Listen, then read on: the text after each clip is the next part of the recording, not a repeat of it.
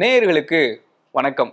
நாம நேசிச்ச ஒரு காரியம் நடக்காம போனா அந்த வலி எப்படி இருக்கும் அப்படின்றது எனக்கு தெரியும், உங்க எல்லோருக்கும் தெரியும். ஆர்சிபி ரசிகர்களுக்கு அது இன்னும் கொஞ்சம் அதிகமாகவே தெரியும். கிண்டலுக்காக சொல்லலை. இன்னைக்கு ஆர்சிபி விசஸ் பிபிகேஎஸ் மேட்சை பத்தி தான் பேச போறோம். நம்ம கூட former state cricketer doctor V Giri sir இருக்காரு. அவர்கிட்ட பேசலாம். சார் வணக்கம். வணக்கம். நீங்க சொல்றது ஆர்சிபிக்கு வந்து 18 வருஷமா பழக்கம். இப்போ இந்த வருஷம் இல்லை, 18 வருஷமா அவங்க நினைச்சது நடக்காம போயிட்டு இருக்கு. அதனால அவங்களுக்கு அந்த வலி இருந்துகிட்டே இருக்கு. டெஃபினட்டாக வந்து இந்த வருஷம் ஏதாவது பண்ணுவாங்கன்னு நினைக்கிறேன். அந்த வலி தீரும்னு நினைக்கிறேன். பார்க்கலாம் என்ன போகுதுன்னு. ஓகே, இன்னைக்கு மேட்ச் மழை வந்துச்சு. மழை வந்து ரெடியூஸ்ட் ஓவர்ஸ். ஆமாம், இந்த ரெடியூஸ்ட் ஓவர்ஸ்னாலே இந்த டீம்ஸ் பிகம் நர்வஸ். அதில் வந்து toss plays very important role.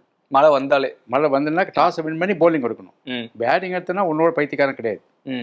ஏன்னா அதுக்கேற்ற மாதிரி ஓவர்ஸ் ரெடியூஸ் ஆகும்போது அதுக்கேற்ற மாதிரி நீங்கள் பிளான் பண்ணி உங்கள் ஆக்சலரேட் பண்ணலாம். இப்போ 14 ஓவர் இந்த மேட்ச் ரெடியூஸ் ஆகிடுது. ஸோ 14 ஓவர் அவங்க 140 அடிச்சிருக்கலாம். ஆனால் 96 தான் அடிச்சாங்க, 95 தான் அடிச்சாங்க அவங்க. ஸோ அதனால் கொஞ்சம் ஈஸியாக போயிடுது இவங்களுக்கு. ஓகே, இவங்க வந்து இன்னும் கொஞ்சம் சிங்கிள்ஸ் அண்ட் டபுள்ஸ் எடுத்துகிட்டு அந்த மாதிரி விளாட்லாம். ஓகே, அந்த மாதிரி சான்ஸ் இருக்குது. வேற 140 அடிச்சிருந்தாங்கனாக்கா தென் 10 ரன்ஸ் பர் ஓவர் அடிக்கிறது கஷ்டம். அப்போ நீ முதலேருந்தே ஆக்சிலேட் பண்ணணும். ஸோ இந்த 2 அட்வான்டேஜ் இருக்கிறதுனால டாஸ் வின் பண்ணி போலிங் எடுக்கணும் கண்டிப்பாக. 20 ஓவர்ஸில் நீங்கள் எடுக்கணும், 14 ஓவர்ஸில் கண்டிப்பாக எடுக்கணும். ஓகே, மற்றபடி இல்லை. நான் இதில் வந்து இந்த ரெடியூஸ்ட் ஓவர்ன உடனே ஃபஸ்ட்டு பேட்டிங் பெங்களூர். அவங்க என்ன பண்ணாங்க, ஒரு ஆங்ஸைட்டி வந்துருச்சு அவங்களுக்கு. உடனே அடிக்கணும் 14 ஓவர் தான் இருக்குது, அதுக்குள்ளே அடிச்சிடணும் அப்படின்னு சொல்லிட்டு ஃப்ரம் த பிகினிங் ஒரே அதிரடி ஆட்டம் ஆடணுன்ட்டு எல்லோரும் வந்தாங்க. அதுதான் தப்பு. அவங்க அந்த அளவுக்கு அதிரடி வந்துடக்கூடாது. கொஞ்சம் வந்து ஸ்லோ ரன் பண்ணி ஆரம்பிச்சிருக்கணும். ஒரேட எல்லாருமே அடிக்க போனதுனால இன் நோ டைம் 5 விக்கெட் போயிடுது. மெயின் டாப் 5 பவர் பிளேலேயே போயிடுச்சு. பெங்களூரில் லோவர் ஆர்டர் பேட்ஸ்மேன்ஸ் 2 பேர் தான் வந்து எல்பிடபிள்யூ ஆனாங்க. மித்த எல்லாருமே தூக்கி அடிச்சு தான். அதுதான் சொல்ல வரேன். அது காரணம் வந்து இந்த ஆங்ஸைட்டி. ஐயோ ஓவர்ஸ் ரெடியூஸ் ஆகிடுது, சீக்கிரமாக அடிக்கணும்ட்டு ஒரு அர்ஜென்சி வந்துட்டு அதில் வந்து அன்னெசரியாக தூக்கி அடித்து நிறையா விக்கெட் போயிடுச்சு. இல்லை, இதில் இன்னொரு சிக்கல் இருக்குல்ல. இப்போது மழை திரும்ப வருமானு தெரியாது. இப்போ நம்ம ஆரம்பத்துலேருந்தே மெல்ல அடிச்சுட்டு போய் கடைசியில் பார்த்துக்கலாம் அப்படின்னா, மழை வந்துச்சுன்னா இப்போ இந்த ஸ்கோரில் பாதி தான் அவங்களுக்கு கொடுப்பாங்க. இல்லை, அதுக்கு வந்து இந்த டக்வர்த் லூயிஸ் இருக்கு. அதுதான் சொல்கிறேன். இல்லை, அது வந்து கால்குலேட் பண்ணுங்க கரெக்டாக. அது வந்து எல்லாரும் அதை குறை சொல்கிறாங்க. நான் வந்து இந்த டக்வர்த் லூயிஸை வந்து நிறையா படிச்சிருக்கேன். அது என்னன்னா, அது அவன் வந்து இருக்கிறதுக்குள்ள best solution Duckworth Lewis method தான். மழை வந்தால் எப்படி இருக்கணும், விக்கெட் இருந்தால் எப்படி, அதையும் கன்சிடர் பண்ணுறான். விக்கெட் கையில் இருந்தால் கூட அதையும் கன்சிடர் பண்ணுறான். எல்லாத்தையும் கன்சிடர் பண்ணி ஒரு டார்கெட் கொடுக்குறாங்க. அதனால் வந்து முதல்ல கொஞ்சம் சொதப்பினாங்க, இப்போ வந்து ரெக்டிஃபை பண்ணி பர்ஃபெக்டாக வந்துட்டு இருக்குது. ஸோ நீங்கள் நடுவில் மழை வந்தாக்க Duckworth Lewis will take care. But anyhow chase பண்ணுறது தான் நல்லது. எந்த பொசிஷனாக இருந்தாலும் T20 சேஸ் பண்ணுறது தான் நல்லது. மழை வந்துச்சுன்னா சேஸ் பண்ணுறது இன்னும் பெட்டர். ஓகே, இன்னொன்று என்னன்னா, பஞ்சாப் பேட்ஸ்மேனுக்கும் பால் சரியாக பேட்டில் படலை. அவங்களும் கேட்ச் கொடுத்து வெளியே போனாங்க. ஸோ பிச்லேயே வந்து மழை வந்ததுனால பிச்லேயே பிரச்சனை. இல்லை ஒரு ட்ராப் கூட உள்ளே வராது. அந்த மாதிரி கவர் பண்ணியிருப்பாங்க. கிரவுண்டு ஃபுல்லாக கவர் பண்ணுறாங்க பெங்களூர்லாம். பிச்சு ஒண்டி இல்லை, சின்னதாக கிரவுண்டு ஃபீல்டு இது அவ்வளோ டார்பாலிங் அப்படி போட்டிருப்பாங்க. ஒரு ட்ராப் உள்ள வந்தால் கூட மேட்ச் ஸ்டார்ட் பண்ண முடியாது. பிச்சில் சப்போஸ் கொஞ்சம் ட்ராப் மழை இருந்துச்சுன்னு வச்சுக்கோங்க உள்ள, you cannot start the match. அது ட்ரை ஆகிற வரைக்கும் அப்படி உட்காந்துக்கணும். அதெல்லாம் 3 கவர் போடுவாங்க, 3 லேயர் போடுவாங்க. ஃபஸ்ட்டு ஒரு லேயர், செகண்ட் இப்படி ஒரு லேயர், அப்புறம் தேர்டு ஒரு லேயர் 3 போடுவாங்க. அதெல்லாம் விளையாட்டே கிடையாது அதில். அதே மாதிரி கிரவுண்டெல்லாம் கூட இப்படி இருக்கும். மழை தண்ணி இது டார்பாலின்ல இறங்கி அப்படியே இறங்கி ஓடிட்டு ட்ரெயின் அங்கே சக்ஷன் வச்சுருப்பாங்க, வேக்யூம் சக்ஷன் இருக்கும். அது வாட்டர் இழுத்துரும் அப்படியே. அதெல்லாம் இப்போ சாதாரணமாக இவ்வளோ ஒரு 50,000 க்ரௌடு வருது இந்த மாதிரி மேட்ச்லாம். அதுவும் வேர்ல்டு வைடு இவ்வளோ பேர் டிவியில் பார்க்குறாங்க. அதனால் ஒரு நிமிஷம் கூட வேஸ்ட் பண்ண மாட்டாங்க அதெல்லாம். ஓகே, இப்போ வந்து ஆனால் நீங்கள் சொல்கிற ஒரு பாயிண்ட் நான் வந்து எப்படி எக்ஸ்பிளைன் பண்ணுறேன். ஏரில் மாய்ஸ்சர் இருக்கும். மழை வந்ததுன்னா தரையில் மாய்ஸ்சர் இருக்காது, ஏரில் மாய்ஸ்சர் இருக்கும். அந்த மாய்ஸ்சர்லேருந்து பால் ஸ்விங் ஆகும் கொஞ்சம். அது இருக்கலாம், அது கொஞ்சம் இருக்கலாம். பட் சில சமயம் வந்து ஸ்டீம் மாதிரி இது சூடு வரும். வெயில் அடிச்சிருந்து இப்போ வெயில் சான்ஸ் இல்லை. இப்போ வெயில் சான்ஸ் இல்லை, மழை நைட்டில் விளையாடுறாங்க. வெயில் இருந்ததுனாக்கா ஸ்டீம் மாதிரி வரும், மழை தண்ணியெல்லாம் வந்து இதுவாகும்.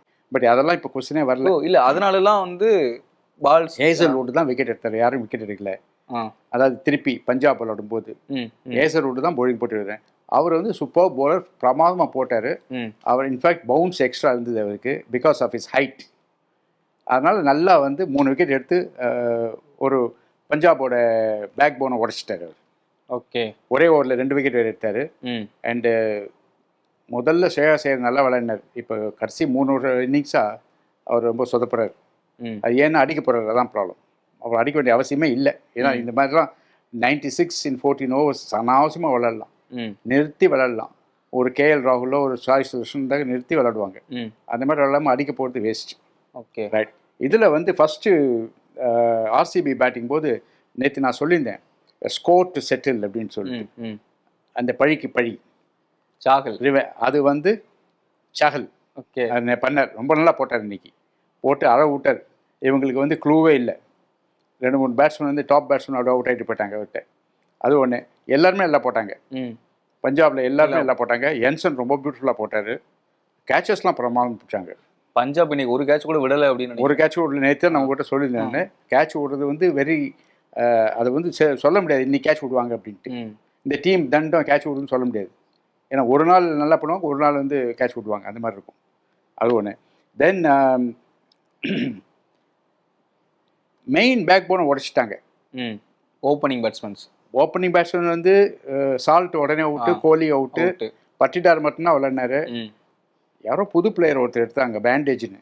பேண்டேஜா பாண்டேஜா அது ஒரு பிளேயர் மனோஜ் பேண்டேஜ். ம் ம் அதெல்லாம் தேவையே இல்லை. அதுதான் பெரிய ப்ராப்ளம். அவர்லாம் வந்து ஐபிஎல் விளையாடுற அளவுக்கு வந்து பெரிய பிளேயர் கிடையாது. அது மட்டும் இல்லாமல் அவர் இம்பாக்ட் பிளேயராக கொண்டு வந்தாங்க. படிக்கலை கொண்டு வந்திருந்தா கூட அவருக்கு தான் படிக்கலுக்கு பதிலாக தான் வந்திருக்காரு. பட் நான் என்ன சொல்கிறேன்னா அந்த அளவுக்கு சரக்கே இல்லை அவருக்கு. Very ordinary player. இன்னொன்று படித்தார் டாஸ் போடும்போதே சொல்றாரு இம்பாக்ட் பிளேயரா யாரை கொண்டு வருதுன்னு இன்னும் கன்ஃபியூஷன்ல இருக்கேன் அப்படின்ற மாதிரி ஒரு ஸ்டேட்மெண்ட் கொடுக்குறாரு. ஆமாம் கரெக்ட். அதுதான் அட்வான்டேஜ் இம்பாக்ட் பிளேயரில். சிச்சுவேஷனை பார்த்துட்டு கொண்டு வரணும். எவனா மடையை முன்னாடி அனௌன்ஸ் பண்ணுவானா அது பேர் வந்து சூப்பர் சப்னு ஒன்று இருந்தது.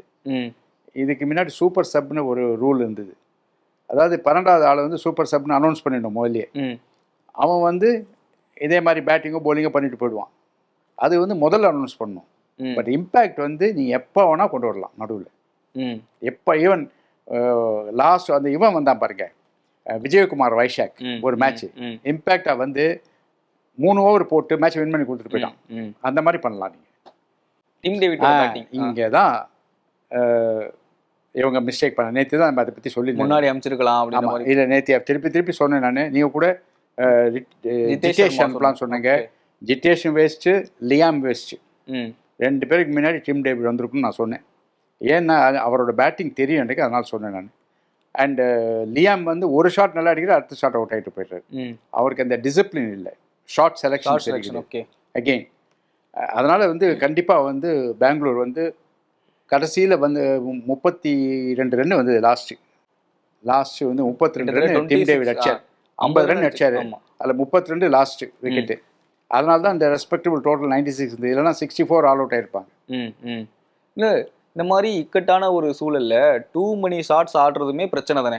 ஆமாம், எது தேவை அதை மட்டும் கரெக்டாக ஆடலாம். இல்லை இக்கட்டான சூழ்நிலை அந்த வார்த்தை யூஸ் பண்ணுங்க. அதாவது விக்கெட் போயிடுச்சு, 8 விக்கெட் 9 விக்கெட் போயிடுச்சு. அப்போ வந்து டிசிப்ளினோட விளையாடி அந்த ஓவர்ஸ் குறையில்லாமல் முடிக்கணும். அதான் கரெக்ட். ஆனால் எல்லாரும் எக்ஸ்பீரியன்ஸ்டான பேட்டர்ஸ் தானே. எதுக்கு அதுதான் என்ன பண்ணுறது, அங்கே தான் ப்ராப்ளமே. எக்ஸ்பீரியன்ஸ்டு பேட்ஸ்மேன் தான். ஆனால் சின்ன பசங்கன்னா என்னென்னாக்கா ஒரு 35-40 வயசு ஆச்சுன்னா அவங்களுக்கு வந்து மெச்சூரிட்டி இருக்கும். இந்த இளம் வயசுன்றவங்கள 20-25 அதில் வந்து அந்த இதில் அதெல்லாம் நிறைய பார்க்குறோம் நம்ம. இந்த மாதிரி அப்புறம் தலையில் இப்படி குட்டிக்கிறாங்க. அது வேறு பண்ணி பேட்டை வேற பார்ப்பாங்க அவுட் ஆகிட்டு. அது வந்து உதைக்கணும். அது நீங்கள் அடிச்சுட்டு பேட்டை மட்டமாக விளையாட்டு பேட்டை பார்த்து அது என்ன பண்ணும் பாவம். ஹர்ஷ்தீப் சிங்கோட பவுலிங் நீ ரொம்ப நல்லா போட்டார். லென்த் சூப்பராக இருந்தது இன்னைக்கு. இல்லை ஹர்ஷ்தீப் சிங் நல்லா போட்டார், என்சன் ரொம்ப நல்லா போட்டார். 2 பேரும் பியூட்டிஃபுல்லாக போட்டாங்க. அந்த புது போலர் பாட்லாண்டா ஒருத்தர் அவரும் நல்லா போட்டார் போட்ட ஓவர். பட் ஒரே ஒரு மிஸ்டேக்கு ஸ்ரேயாஸ் ஐயர் பயங்கர மிஸ்டேக் ஒன்று பண்ணார். 14வது ஓவர் பிரார்னு ஒரு ஸ்பின்னருக்கு கொண்டு போய் கொடுத்தாரு. ஸ்பின்னருக்கு லாஸ்ட் ஓவர் கொடுக்கவே கூடாது. அதுவும் டிம் டேவிட் மாதிரி ஒரு ஆள் இருக்கும்போது கொடுத்தோடனே 22 3 ரன்னும் ஒரு அடிச்சாங்க. 3 6 அது 22 நினைக்கிறேன். அது தப்பு. அது லாஸ்ட் ஓவர் ஸ்பின்னர் வரக்கூடாது. ஆனால் இன்னைக்கு எங்கே பார்த்தாலுமே டிம் டேவிட் மட்டும்தான் இருந்தார். லாஸ்ட்ல வந்து நின்று அடிச்சு கொடுத்ததாகட்டும், கேட்ச் பிடிக்கிறது. ஆமாம் அந்த மாதிரி பிளேயரை யூட்டிலைஸ் பண்ணலன்ற நான் திருப்பி அதான் சொல்ல வரேன். டிம் டேவிட், மில்லர், நிறைய பேரை மிஸ் பண்ணுறாங்க. அப்புறம் இந்த ஊருக்கு அமிச்சாங்களே கிளென் ஃபிலிப்பு, அந்த மாதிரி நிறைய பிளேயர்ஸை வந்து அவங்க மிஸ் பண்ணுறாங்க. சரி, நான் இன்னைக்கும் இந்த கேள்வியை கேட்குறேன். ஸ்ரேயஸ் ஐயரோட கேப்டன்சி இன்னைக்கு எப்படி இருந்துச்சு? இன்னைக்கு வந்து இந்த ஒரு மிஸ்டேக் தான் பண்ணார், மற்றபடி வந்து இது இல்லை. ஆனால் என்னை பொறுத்த வரைக்கும் ஆர்சிபி வந்து விக்கெட்டை கொடுத்தாங்க. விக்கெட்டை வந்து கொடன்னு விட்டாங்க. யார் பேசுறதுக்கு முன்னாடி விட்டாங்க. இது வந்து யாரோ ஒரு பார்ட்னர்ஷிப் வந்து பிரேக் பண்ணாக்க பரவாயில்ல. அந்த மாதிரிலாம் ஒன்றுமே இல்லையே. அவங்க ட்ரபிளே கொடுக்கல பஞ்சாபுக்கு. அவங்க மட்டும் விக்கெட்டை கொடுத்துட்டே இருந்தாங்க. என்ன அட் ஒன் ஸ்டேஜ் வந்து 60 இது 35 for 5. அதுக்கப்புறம் என்ன ரெக்கவரியே கிடையாது. ஸோ இட்ஸ் வந்து again suicide by RCB. Okay, RCB collapsed ஓவராலாக இன்னைக்கு மேட்ச். இல்லை, ஓவராலாக ஒன்றுமே இல்லை சார். இது cake walk for Punjab because of RCB failure. RCB failure in batting, அதான் மெயின் ரீசன். பவுலிங் வந்து போடுறதுக்கு சான்ஸே இல்லை, ஏன்னா லோ டோட்டல். இதே 140 அடிச்சிருந்தாங்கனாக்கா பவுலிங் போடுறதுக்கு கொஞ்சம் இது இருந்திருக்கும், ஸ்ட்ரென்த் இருந்திருக்கும். அப்போ டஃப் ஃபைட்டாக இருந்திருக்கும். ஓகே, இது வந்து அது இன்ஃபேக்ட் இதுக்கே வந்து பஞ்சாப் வந்து மட்டமாக ஆடினாங்க பேட்டிங். அதுவே தப்பு. ஏன்னா அந்த டார்கெட் வந்து 96 தெரிஞ்ச ஒன்று, wicket lot you need is only 6 or 7 runs per over. அழகாக சிங்கிள்னு எடுத்துட்டு இருக்கலாம். அது விளையாட தெரியல. நெட் ரன் ரேட் முக்கியம் அப்படின்னு நினச்சிருப்பாங்களா? நெட் ரன் ரேட் முக்கியம், வேகமாக முடிச்சிடலாம் அப்படின்னு நினச்சிருப்பாங்களா? அப்போ மேட்ச் லோஸ் பண்ண சான்ஸ் இருக்குல்ல, 2 பாயிண்ட் போகிறது சான்ஸ் இருக்குல்ல, அதுதான் ப்ராப்ளம். ஏன்னா இவன் அட் ஒன் ஸ்டேஜ் 4 விக்கெட் வந்துடுது ஷார்ட் டைம். அவர் 4ல் 3 ஹேசல்வுட். அதனால டேஞ்சர் வாஸ் தேர்.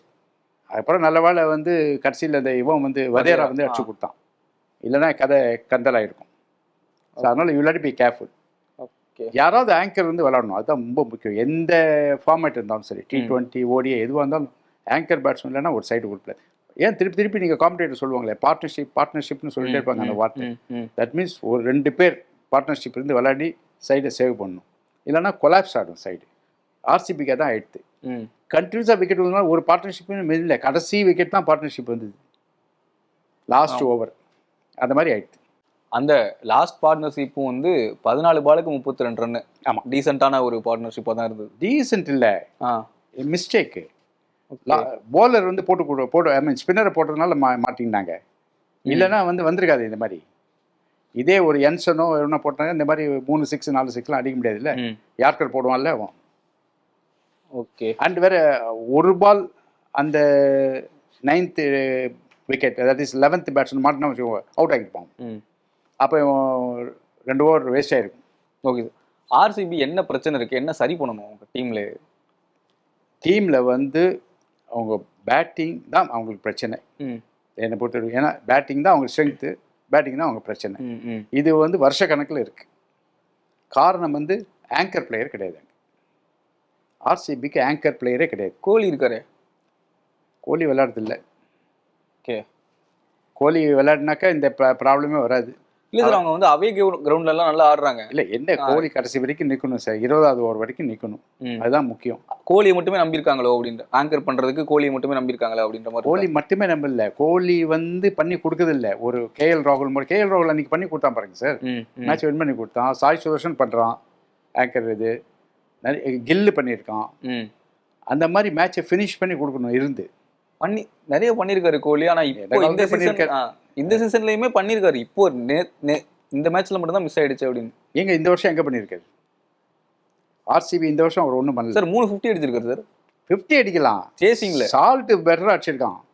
சேசிங்ல அடிச்சிருக்காரு. சால்ட் பெட்டரா அடிச்சிருக்கான். அது போதாது, நீ வந்து premier world number 1 player. So you have to show your world number 1. அங்கே இருந்து மேட்சை வின் பண்ணி கொடுத்துட்டு போகணும். இப்போ பட்டிடார் தான் நல்லா விளையாண்டுருக்கான் இதில் ஆர்சிபியில். டிம் டேவிட் கடைசியில் நல்லா விளாட்றான். அது because of captaincy mistake. Captain ஒழுங்காக அமைச்சிருந்தானாக்கா அவன் முதலே வந்து நம்பர் 2 நம்பர் 4 அமைச்சிருந்தாக்கா டெஃபினட்டாக வந்து அவன் வந்து 20 ஓவரில் செஞ்சுரி கூட போட்டிருப்பான் டிம் டேவிட். ஓகே, அந்த மாதிரி கெப்பாசிட்டி இருக்குல்ல. இப்போ கோலிலாம் ஓப்பனிங் போடுறாருல, செஞ்சுரி போட்டு தான் வரணும் அவரோட கெப்பாசிட்டிக்கு. ஓகே, அது மட்டும் இல்லாமல் ஆர்சிபியில் அதிக ரன் அடித்த பிளேயரும் கோலி தான். ஆனால் அது வந்து அதுதான் அந்த மெனிஸ்கர்ட் தானே ப்ராப்ளமே. அதை நம்பி தானே எல்லாரும் மோசம் போகிறாங்க. அந்த ஆரஞ்சு கேப்பு அதையே நம்பி மேட்சை கோட்டை விடுறாங்க. நீங்கள் எவ்வளோ வருஷம் கோலி ஆரஞ்சு கேப்பை வாங்கியிருக்காரு, எவ்வளோ வருஷம் ஹை ஸ்கோர் பண்ணியிருக்காரு, எவ்வளோ வருஷம் வின் பண்ணிருக்காங்க சாம்பியன்ஷிப், ஒரு தடவை கூட வின் பண்ணல. What is use? அவ்வளோ ரன் அடிச்சாக்க சைடு வந்து சாம்பியன்ஷிப் கப்பு வாங்கி கொடுக்கணும். அதுதான் result. Player of the match Tim டேவிட்க்கு கொடுத்துருக்காங்க. அநேகமாக பிபிகேஎஸ் பவுலர்ஸ்க்கு யாருக்காவது கிடைக்கும் அப்படின்னு சொல்லிட்டு எதிர்பார்த்தோம். இல்லை, இது வந்து good gesture by organising committee. ஏன்னா யூஸ்வலாக வின் பண்ணுற டீம் தான் கொடுப்பாங்க. நான் முதலேருந்தே சொல்லிட்டு இருக்கேன், இந்த ஸ்மார்ட் பாயிண்ட் தான் பார்க்கணும், ரன்ஸ் எதுவும் பார்க்கக்கூடாதுன்னு சொல்லிட்டு இருக்கேன். ஏன்னாக்கா valuable how good it is for the side for the match அப்படின்னு தான் பார்க்கணும். அந்த பெர்ஃபார்மன்ஸ் bowling ஆகட்டும் பேட்டிங் ஆகட்டும் அந்த மாதிரி. ஸோ டிம் டேவிட் வந்து 50 அடிச்சது வந்து பெரிய விஷயம். மேட்ச் வந்து ஒரு ரெஸ்பெக்டபிள் டோட்டல் கொண்டு வந்தார். அவர் மட்டும் முன்னாடி இருந்தாருனாக்கா 140 அடிச்சிருப்பாங்க. அது வந்து பர்டிகுலர் மிஸ்டேக். அது மாதிரி டெஃபினட்டாக வந்து டிம் டேவிட் வந்து deserves man of the match. உதப்பட்ட சைடில் இருந்தால் கூட he was the best player. Okay sir, மீண்டும் சந்திக்கலாம். ரைட்.